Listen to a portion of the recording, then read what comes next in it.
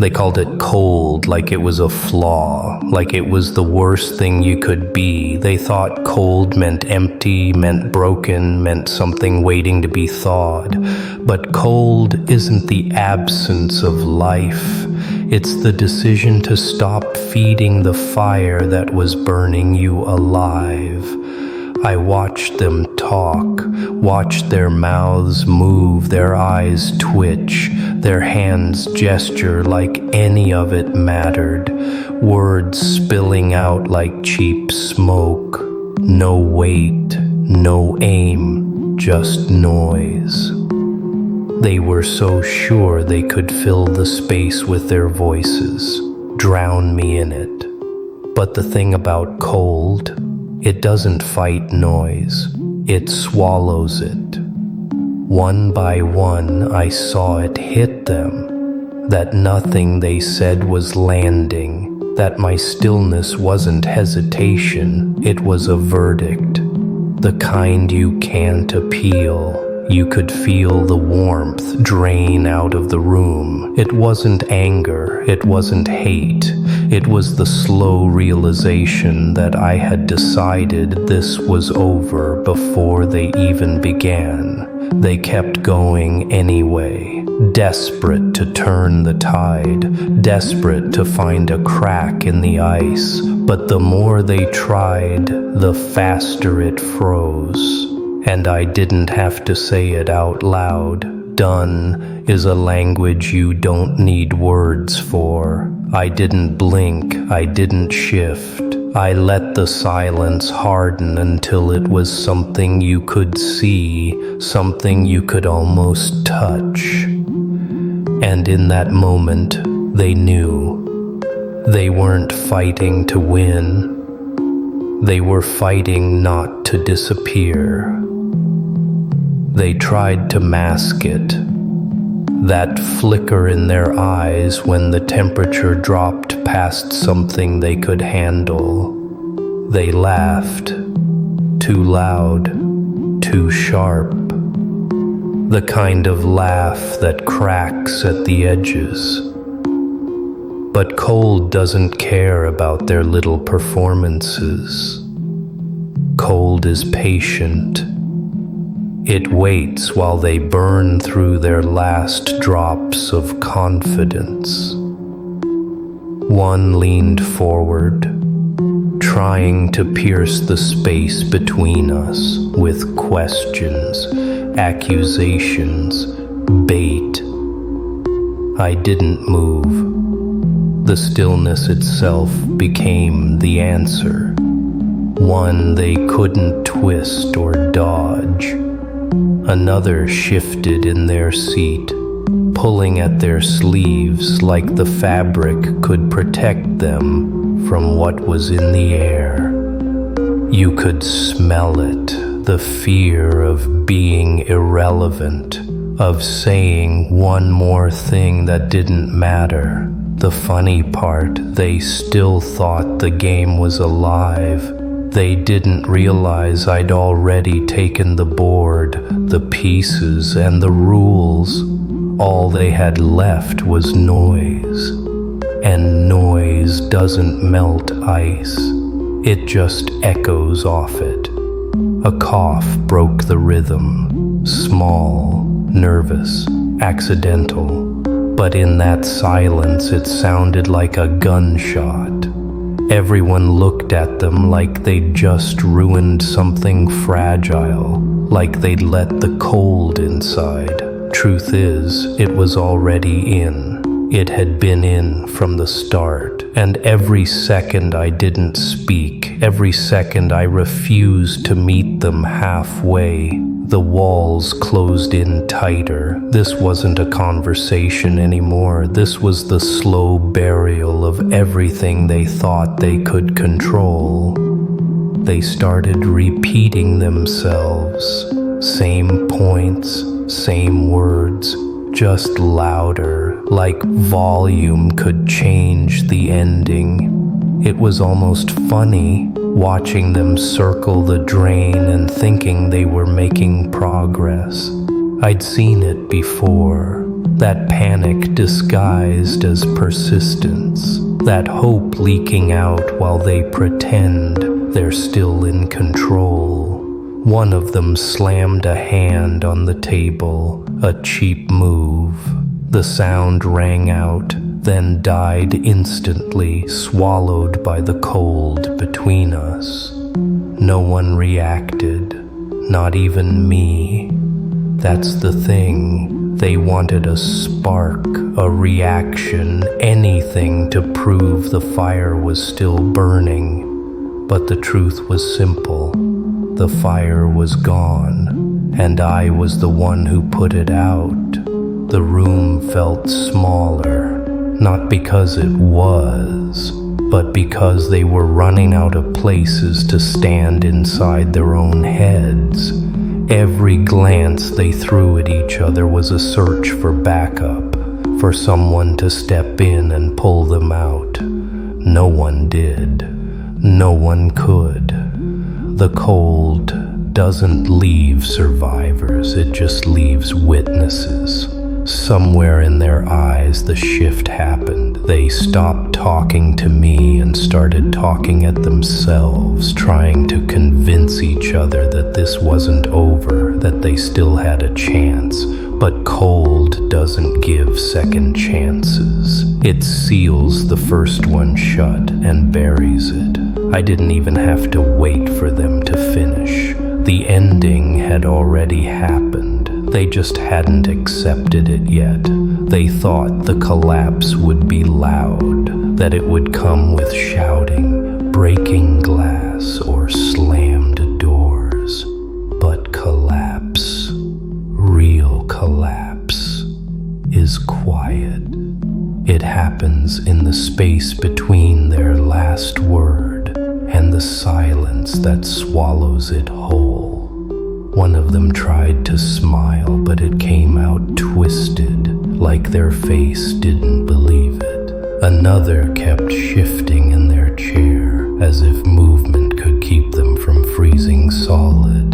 The bravest of them opened their mouth to speak, then closed it again, realizing there was nothing left to say that wouldn't sound desperate.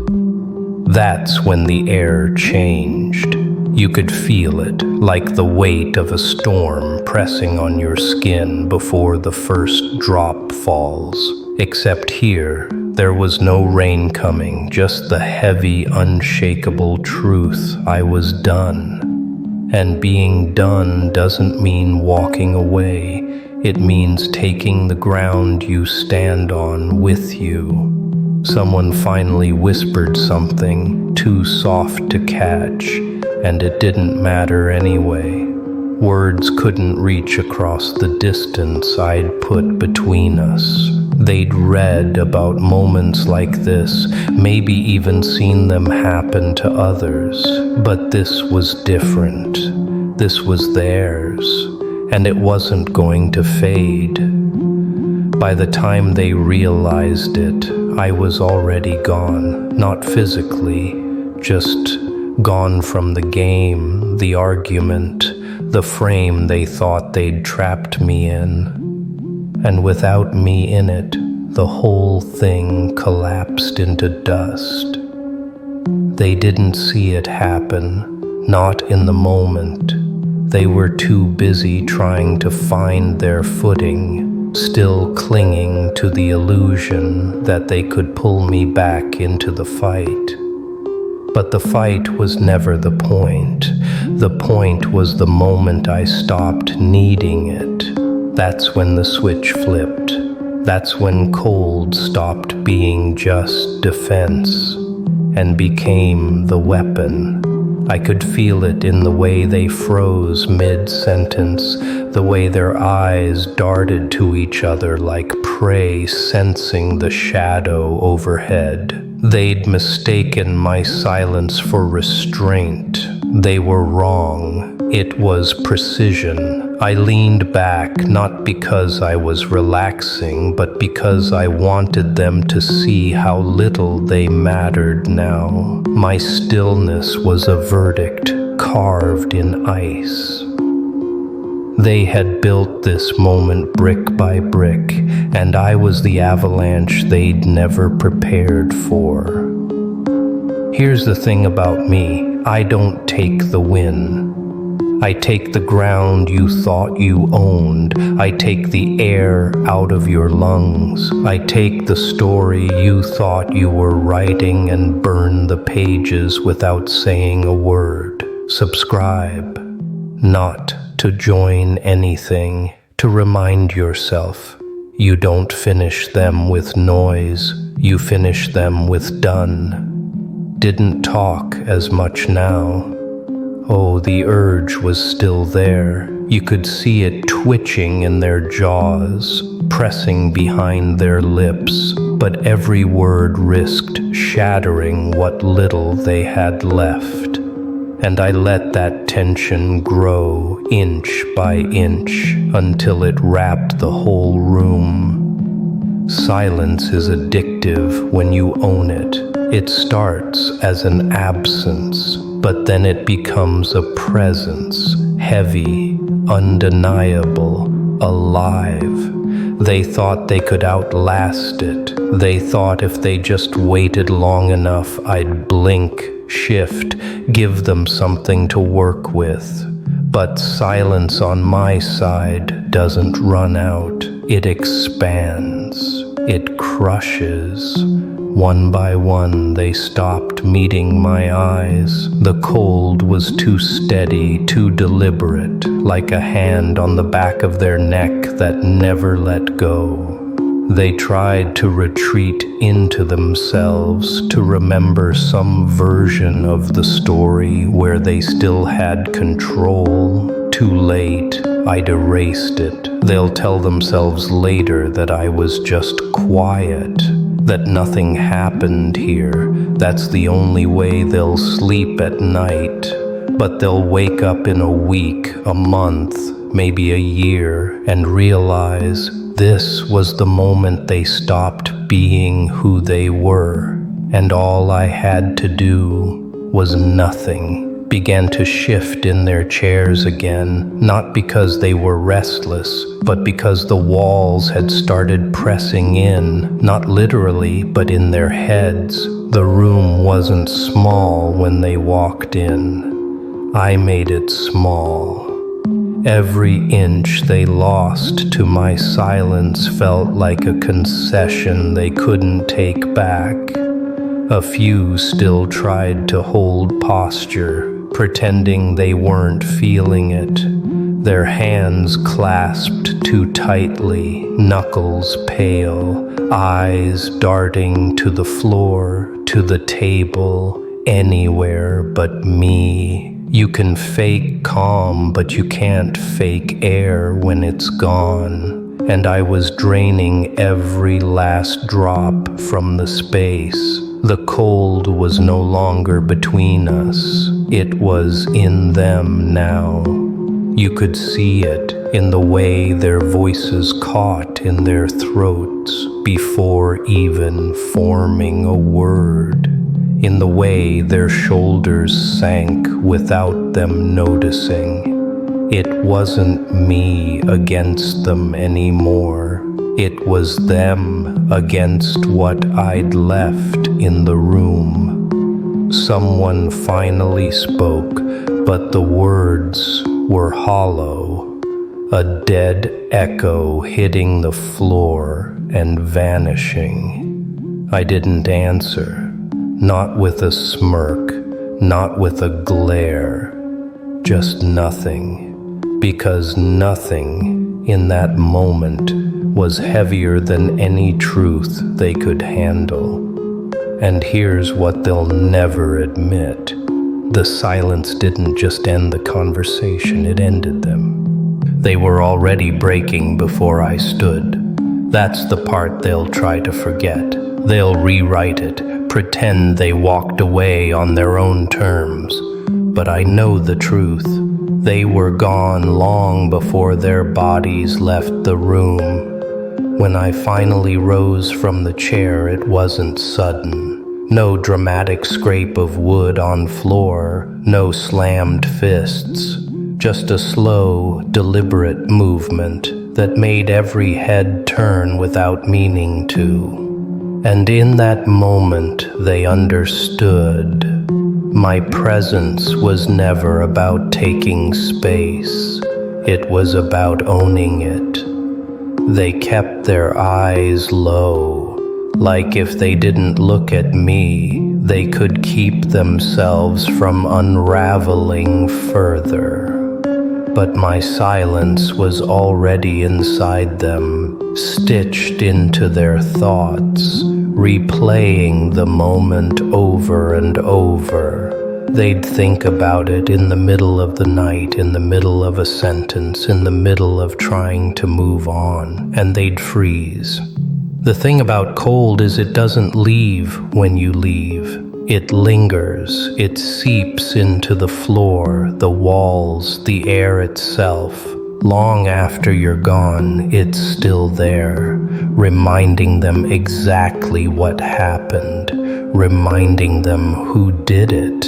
And the cruelest part, I never had to raise my voice. They thought they'd survived me, that because I'd walked out, the moment had ended. But that's not how this works. The silence doesn't stop at the door.